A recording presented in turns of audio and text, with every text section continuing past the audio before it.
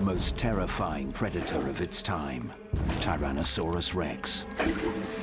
Huge, heavily armed, relentless. It killed and fed, almost at will.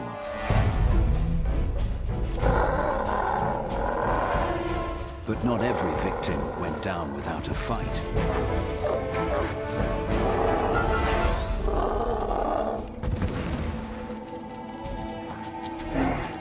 Not every battle went T-Rex's way. Punishment like this should have been fatal. We see catastrophic injuries that would kill almost any other species.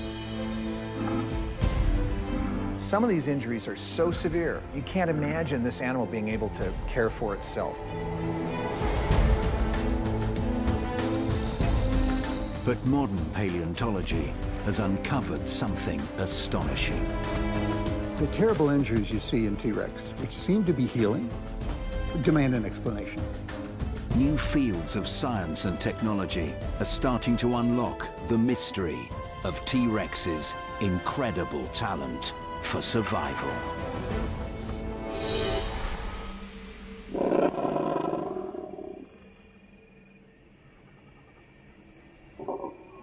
During the late Cretaceous period, the world was a very different place.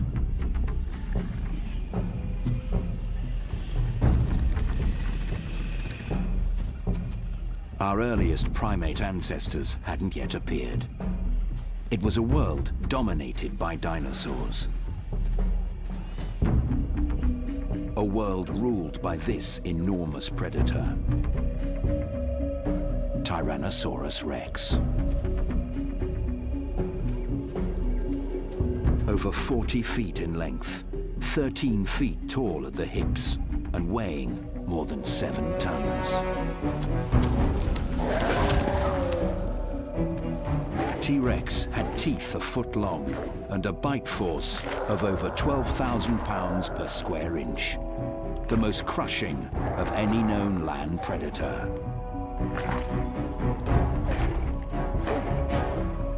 They were so tough, it would seem the only thing that could take down a T-Rex was another T-Rex.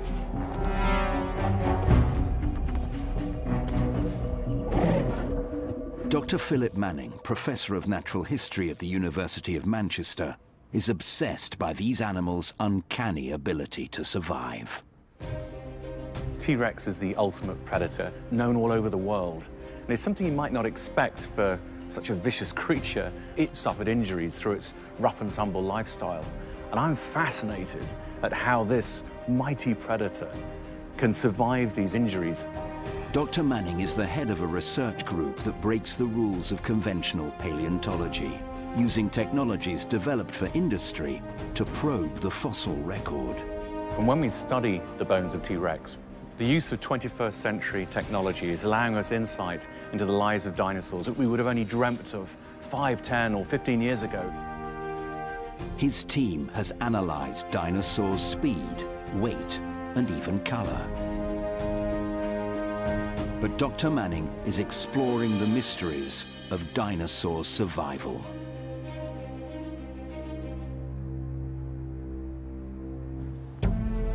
He's traveled to the Houston Museum of Natural Science to learn more about the serious injuries these near-invincible dinosaurs sustained and how they were able to survive them. Ah, David, good to see you. Phil, welcome to Houston. Take me to your dinosaurs, Sure. sir. Go have a look.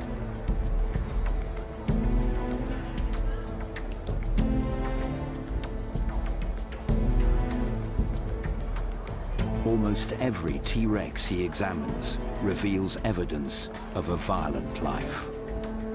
Wow. Every time I see a T-Rex, my heart skips a beat. Whoa! That's what I call a dinosaur. The evidence suggests that T-Rex was not unlike a veteran boxer, carrying around scars from a life lived in a near-constant state of battle. But it's not the injuries that fascinate Dr. Manning, it's the fact that these animals seem to be able to heal from traumas that really should have killed them. It seems that these animals had the remarkable ability to heal not just one or two breaks, fractures, or infections, but multiple injuries at any one time. And this is a fantastic adaptation that allowed these animals to dominate their environment. This is something I really want to learn more about. To begin that process, Dr. Manning wants to find the most obvious example of a severe injury he can, which is why he's here at the Museum of Natural Science. There's someone here he wants to meet. When you look at dinosaurs and you're trying to hunt down a pathology, an injury to the animal, sometimes it's quite tough to notice. In this case, you can't really miss it. This is T.Rex. T.Rex was discovered in Montana in 2004.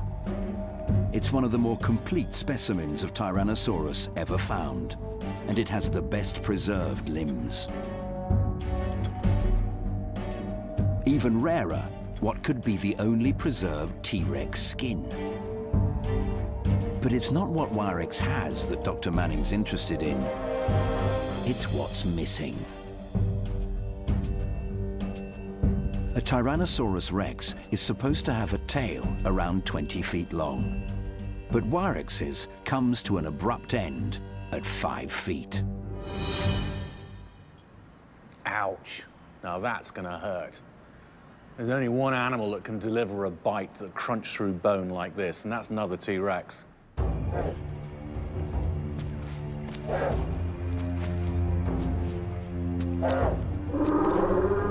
Dr. Manning believes that T.Rex must have been involved in a momentous battle.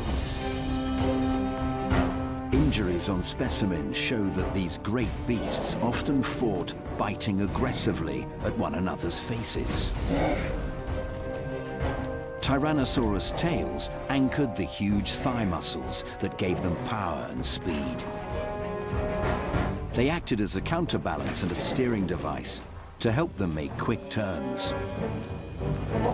But the tail was also the most vulnerable part of T-Rex's body. It stood little chance against 8-inch long bone-crushing teeth.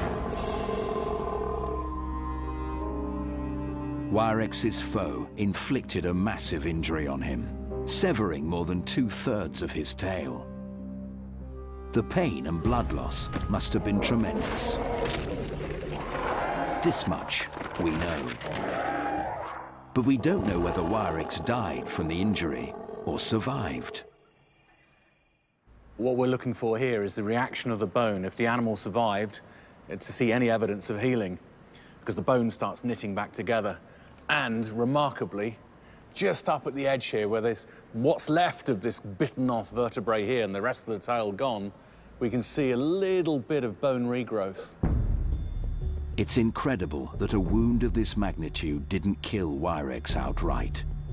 If he had died from this wound instantly, there would have been no signs of bone regrowth. So there's evidence he was on the path to healing and maybe survival. So it's just possible this animal walked away from such a catastrophic injury.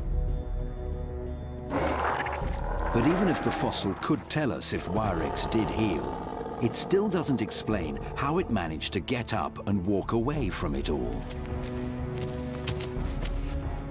T-Rex is a beautifully balanced system. If you're going to remove a large portion of its balancing tail, it's got two options. Option one, face plant the ground, and it won't live very long, or it's going to change the way it has its center of mass over its feet. Dr. Manning can't tell how the loss of his tail would have impacted his balance just by looking at the bones. He'll need a little help. He's one of a new breed of paleontologists who take advantage of new technologies to learn more about dinosaurs and their world. Technologies like LiDAR, which stands for Light Detection and Ranging. It's a state-of-the-art mapping system. LiDAR is a laser scanning technology which has been used by multiple industries for mapping surfaces. And we saw this technology and thought, hang on, paleontology should be getting a slice of the action here.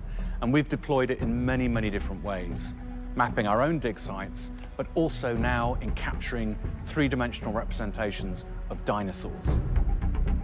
Exactly what Dr. Manning needs to help him gauge the effect Wirex's injury might have had on its ability to walk.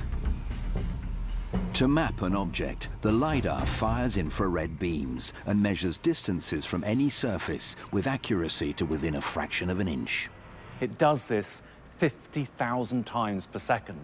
So with all of these points, it builds up a three-dimensional image of whatever you're scanning.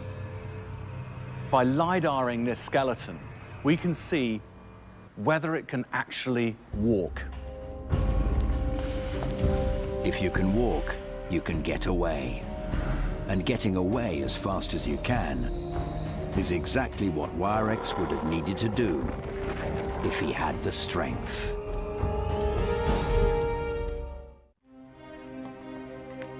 Paleontologist Dr. Philip Manning believes that T-Rex possessed amazing survival abilities. The fossil Wirex bears signs of healing from a massive wound. But now he wants to know how a T-Rex that lost its tail managed to stay on its feet. To work that out, we need to build a model, a computer model.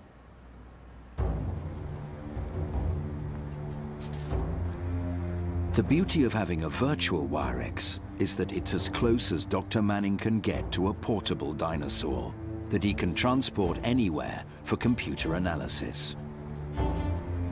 He's flown back to Manchester to upload the data to a colleague's computer. Biomechanics expert Dr. Bill Sellers can now use his 3D modeling expertise to analyze the wounded Wirex's movement and its ability to balance. A lot of people are arguing that it potentially could walk without the tail, others saying no, it couldn't, but there's definitely a bite mark taking off what is effectively 2/3 of the tail. My feeling is that although there's quite a lot of weight here, it's quite a heavy animal, so it's probably less than 10% of its body mass. So it will have to do a little bit of shifting, but it would be able to do that. I mean, you've got to imagine it's an animal that's able to take a great big bite out of something else. Just think how much extra mass that's going to add to it. And it's not going to fall over just because it's got a mouthful of food or it's pulling at something. I mean, it can just cope. Animals can. In other words, they might have been painful first steps, but Wirex had a fighting chance of getting away to a place where it could nurse its wounds. T-Rex's tail wasn't just for balance. It had muscles in its tail that were essential to its ability to walk. Scientists believe that tyrannosaurs share a muscle arrangement with their ancestors, crocodiles. And like crocodiles, have huge muscles that connect to the leg and run halfway along the tail. Muscles anchored on the tail pull the legs backwards, giving them thrust. If you were half a metre further into the back of this animal, you'd have taken out that muscle and then suddenly it would have found walking really very difficult indeed.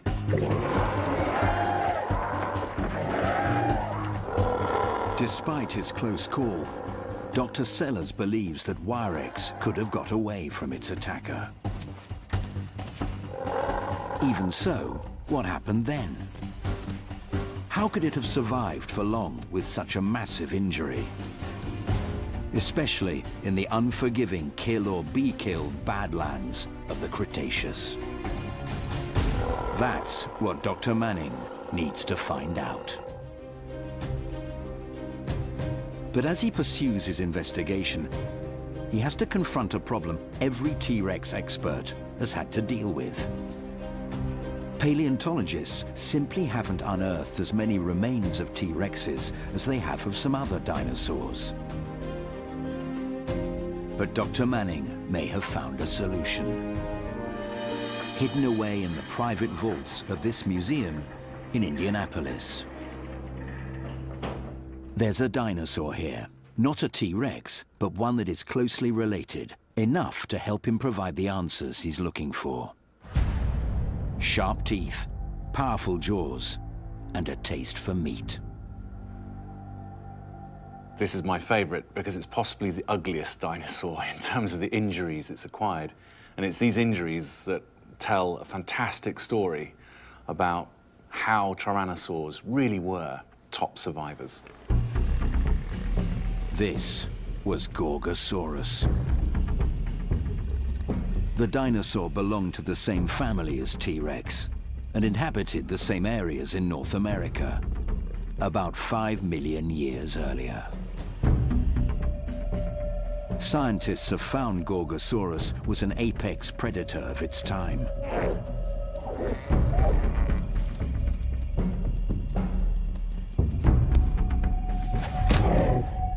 It too has the scars to prove it.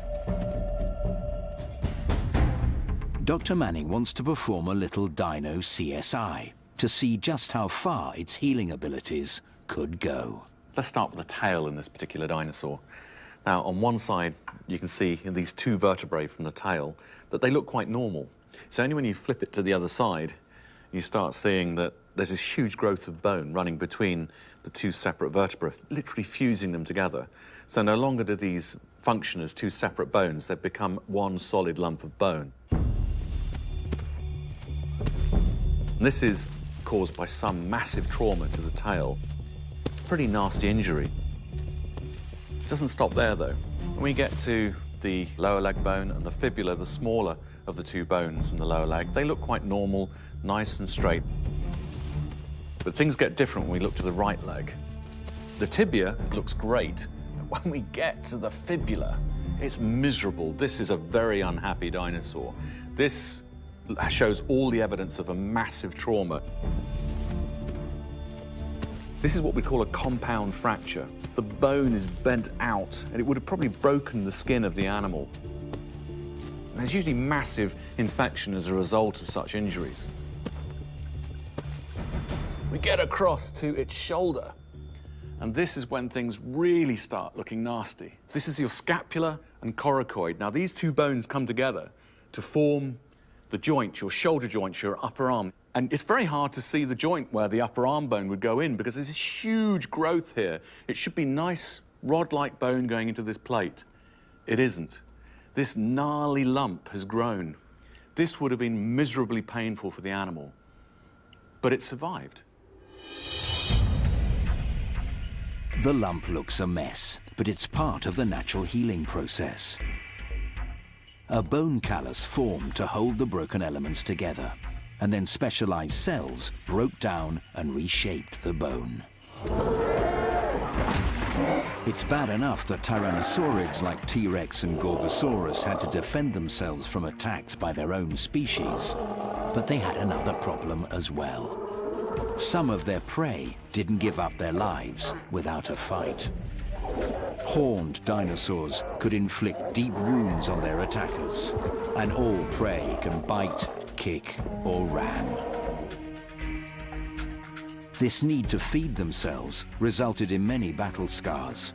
Ribs shattered across the chest and belly, fragments of bone smashed from the thigh, and an infected jaw.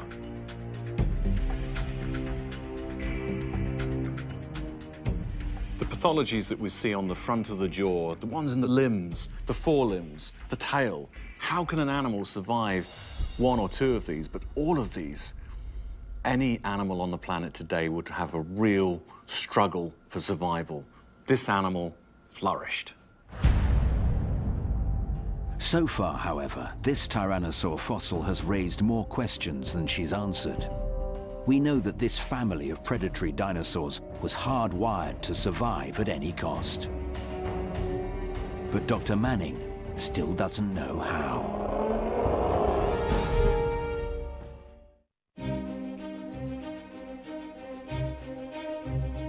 He started to put together a case that T.Rex's success as an apex predator wasn't just about its size, weaponry, or ferocity. It was also, despite being injured more than once over its lifetime, very hard to kill. But why Bones can only tell him so much, but there may be another way to pierce the veils of time.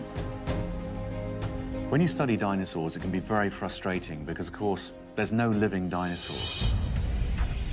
You've got to look for some kind of modern comparison to help understand what's going on. Dinosaurs are bracketed either side on their descendants, the birds, and their ancestral stock, which is including alligators and crocodiles. So if we can study the healing processes in the bones of crocodiles, alligators, and those of birds, we can have a fairly good idea of what we can constrain in terms of the healing processes that we're seeing in dinosaur bones. Crocodilians look like they belong deep in the prehistoric past. But the similarities are more than skin deep. Dr. Bob Backer is curator of paleontology at the Houston Museum of Natural Science. He's worked to change the world's opinion on dinosaurs, challenging established theories and bringing the complex creatures to life with often radical ideas. T-Rex is a complicated animal, complicated in the hearing and seeing, complicated in that, like any apex predator, lunge fights back. It could be kicked in the snout. It could be gored in the gut by a triceratops.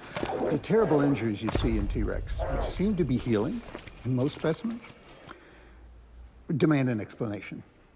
Part of the explanation can come from a simple experiment. You need some bull alligators and a chainsaw. Cut that tail off and cut off one of the legs. A lot of those terrible wounds will heal naturally. The immune system of crocodilians, like alligators, is tremendously potent. Even in the bacteria-filled swamps, it heals. Crocodilians have an almost foolproof immune system. The secret of their success lies in their body's first line of defense, their white blood cells. The human immune system works in the same way and is activated by the presence of foreign bodies, like bacteria. The white blood cells quickly isolate and seal off a wound before infection can spread through the body. Then, they destroy the bacteria. But a crocodilian's immune system is supercharged. They swim in bacteria-infested waters and are frequently wounded in battles over territory or mating rights. But they never seem to get infections. A recent study showed that their blood was able to fight off 23 strains of bacteria, including one that is highly drug-resistant. Human blood managed to destroy only 8. If we get a scratch in that swamp, we're doomed because of the bacterial infection. But they have an immune system which is perfectly adapted in phase with that environment in which they're living. And it allows them to not only survive, but thrive with such trauma. And it's not just the ability to neutralize infection that makes the reptiles such tough survivors. It's the way they're able to quickly seal off wounds. A scientist is studying exactly that subject here in Florida. He's already made some tantalizing discoveries. Dr. Manning wants to learn more. Paleontologist Robert De Palma has been monitoring wounds on Komodo dragons to help him understand the healing process in dinosaurs. So where are the pathologies on this animal? Right there on the right side of the creature, you see those long gashes that are filled with smaller scales. She got a laceration there from a bite mark. The tooth ripped right through the skin. Within a couple of days, that wound would have stabilized. In a period of weeks and months, you would have had what we call granulation tissue filling the interior. Granulation tissue is new connective tissue that quickly develops to provide structure while new skin grows on the wound. It's what gives a scar its raised and tightened appearance. How similar is that healing to what we're seeing in skin impressions in dinosaurs? Almost identical in size and shape. A direct comparison can be drawn to this wound, captured in a rare fossilized imprint of dinosaur skin, around 66 million years old. We see is this mottled texture on the inside of the wound. That's what happens as the granulation tissue fills that scarring. We also see the later stages in wound healing, the contraction of the wound. That skin is almost identical to what we see in this lizard. Almost identical. This Komodo dragon has a wound the same size and shape, exhibiting the same healing patterns. De Palma's research suggests that dinosaurs may have fought infections and healed in much the same way as modern reptiles do. I can see it's amazing. You can see how it's all knitted together and healed. Absolutely. A supercharged immune system and a highly efficient mechanism for closing wounds.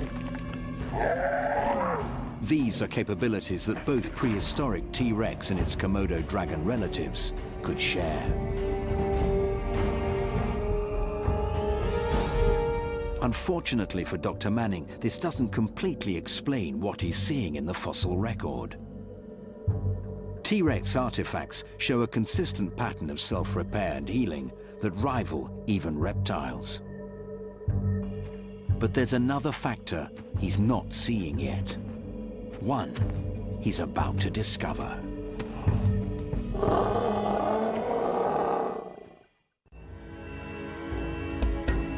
Dr. Philip Manning has found one possible explanation for how the Tyrannosaurus was able to heal following frequent and massive flesh wounds.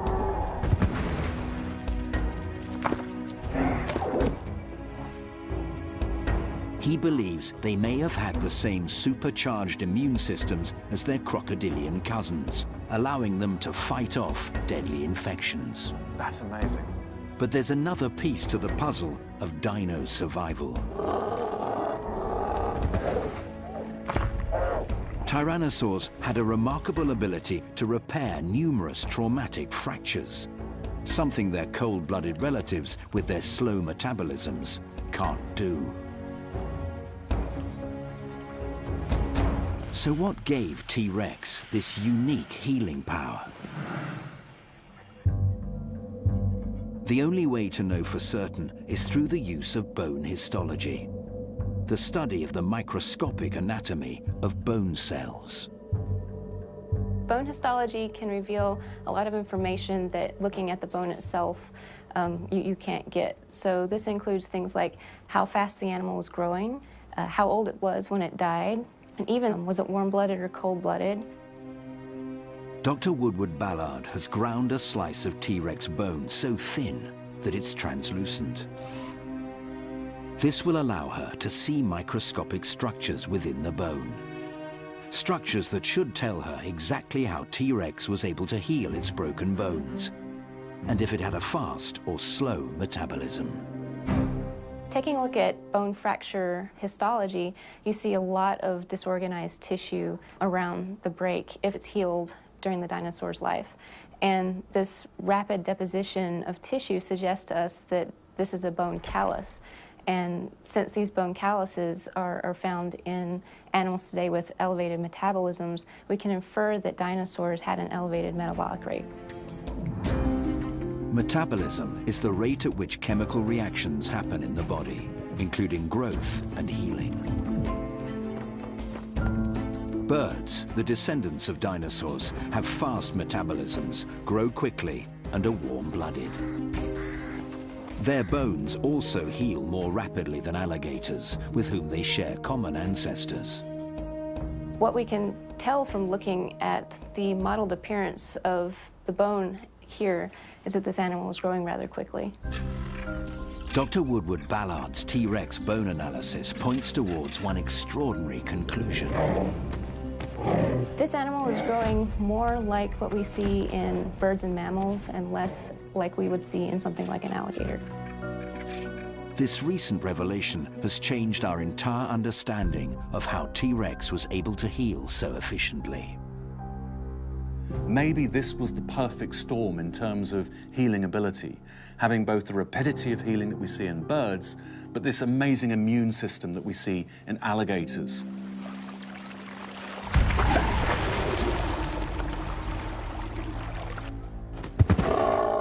It's a potent combination that no living animal on Earth possesses.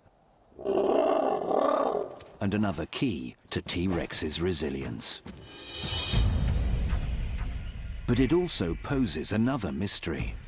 If the T-Rex, like birds today, had a fast metabolism, it must have had to hunt for food frequently in order to survive.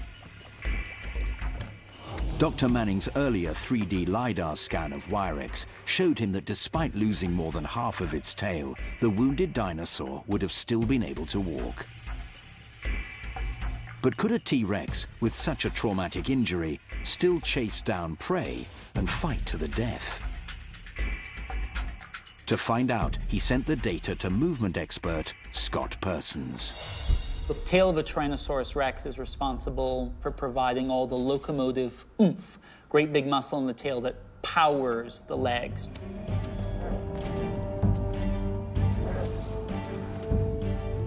Dinosaur tails are important for balance. You can throw your tail from side to act as a counterbalance to help you pivot and make tight turns.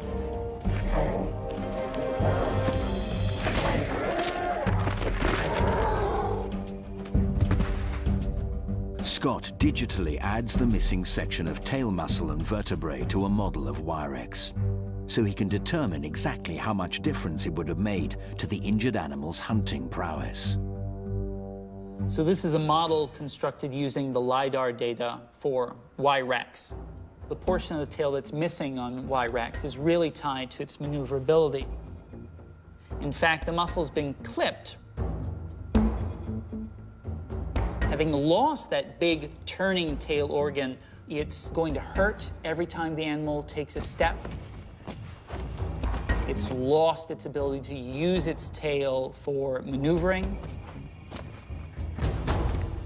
So the injury that Wirex has suffered to its tail is potentially a really, really debilitating thing.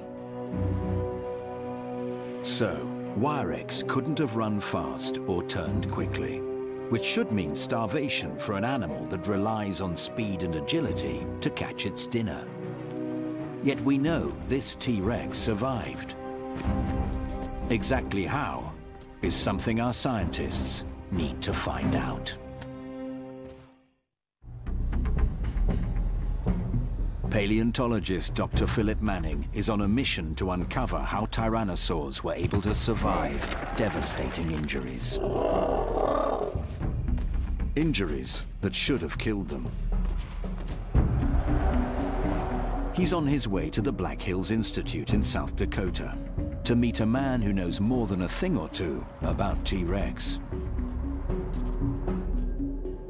Pete is a remarkable individual who's dug probably more T-Rex than any other man on the planet. And the insight that he brings to studying Tyrannosaurus rex is quite remarkable.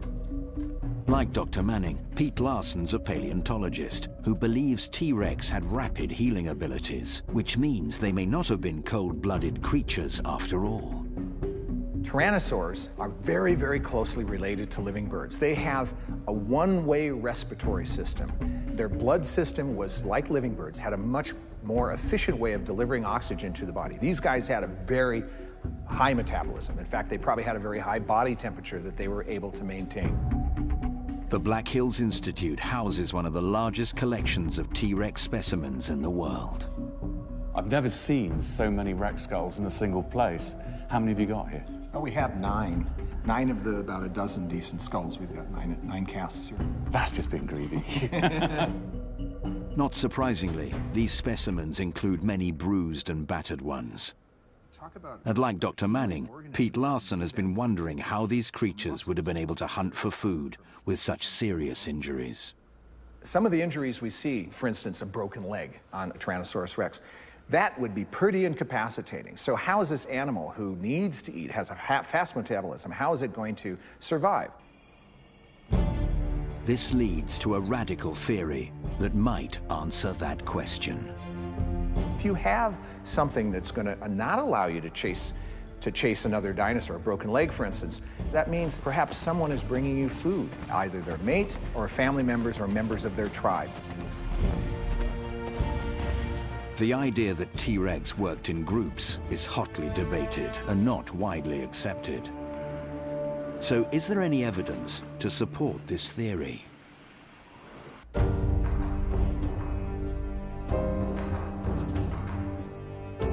Dr. Phil Curry believes he's found some. He's been studying a predecessor of T-Rex, another tyrannosaur named Albertosaurus. This particular site near Drumheller, Alberta, has the remains of more than a dozen skeletons of Albertosaurus. We found evidence for small animals that are about 2 years old, right through to big animals that are about 24 years old. The fact that these animals were found in exactly the same place is a good indication that at the time they died together. And the fact that they died together is also a very good indication that they were probably living together up to the time that they died. It's an extraordinary revelation. The common view of the T-Rex paints a picture of a fearsome, solitary creature dominating a primitive landscape.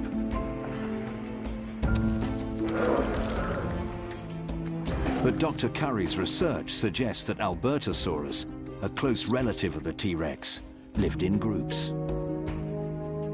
Like their descendants, the birds, they may have been social animals. And if they lived in groups, it's possible they hunted in groups too. The idea that tyrannosaurs might be packing animals isn't so preposterous because when we look at the animals they were eating, those animals were moving in herds through Alberta at the time. The only way a good tyrannosaur is going to be able to eat is by gathering together into packs and chase out something for them to eat. So I could imagine, for example, that these young, fast, agile animals, they would try and take something out of that herd. And if they could kill it, they would do it. But if they couldn't, they would try and chase it out of the herd back towards the jaws of the giant adults. If Dr. Curry is right and T-Rex hunted in packs, it will be a crucial factor in its incredible gift for survival. Predatory animals have a great amount of difficulty, of course, if they injure themselves, because then they can't feed themselves. However, when we're talking about social groups of tyrannosaurs, it's a very different situation. They're killing for the pack. And this would include an animal that had been injured, that was incapable of feeding itself under normal circumstances, and it would give it a chance to heal before it had to hunt again by itself. Having a powerful immune system turbocharged by a high metabolism could give the Tyrannosaurus incredible resilience. If they joined forces and hunted in packs, these massive creatures would be an almost indestructible force. And if the pack also hunted for an animal injured in the line of duty and kept it safe from attack, it's no wonder that T-Rex was king. But there is another survival strategy still to consider, one that seems to work for other species, even humans. One based on a much closer bond. Dr. Philip Manning is almost at the end of his quest for the secret of T-Rex's extraordinary survival skills, under the most brutal conditions imaginable. What he's theorized from the dinosaur's battle-scarred bones and the fossilized tissue samples is both intriguing and controversial.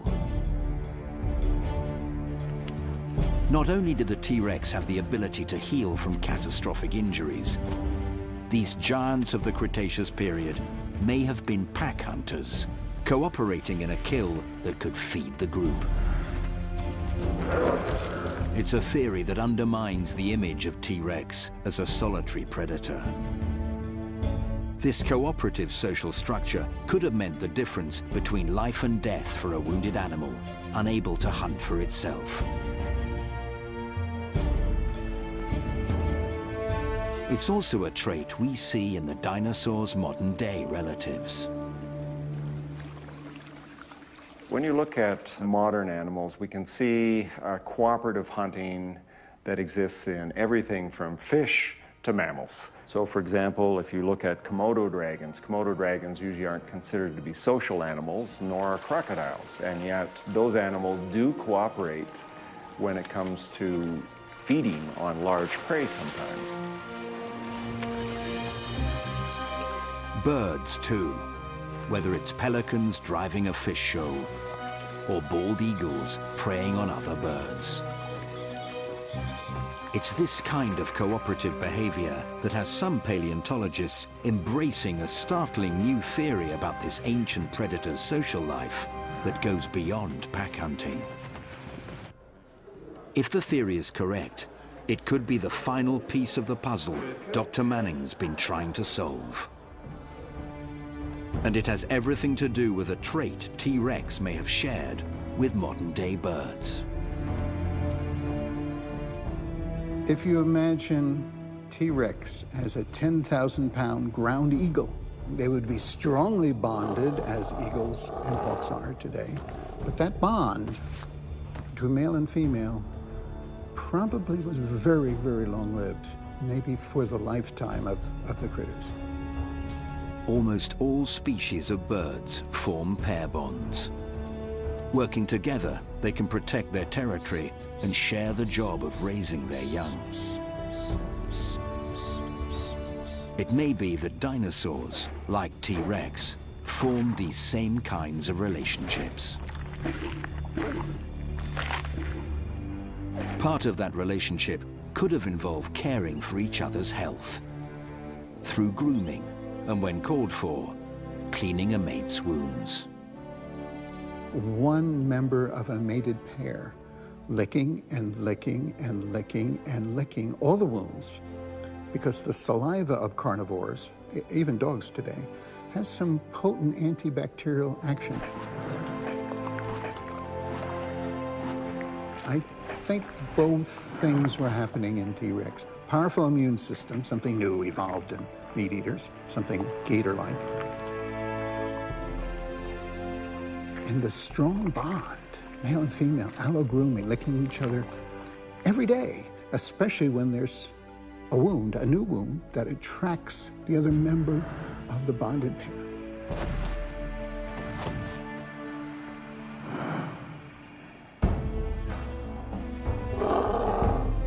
Tyrannosaurus rex ruled almost 70 million years ago, before many mammals had evolved, and long before truly modern humans appeared, just 150,000 years ago.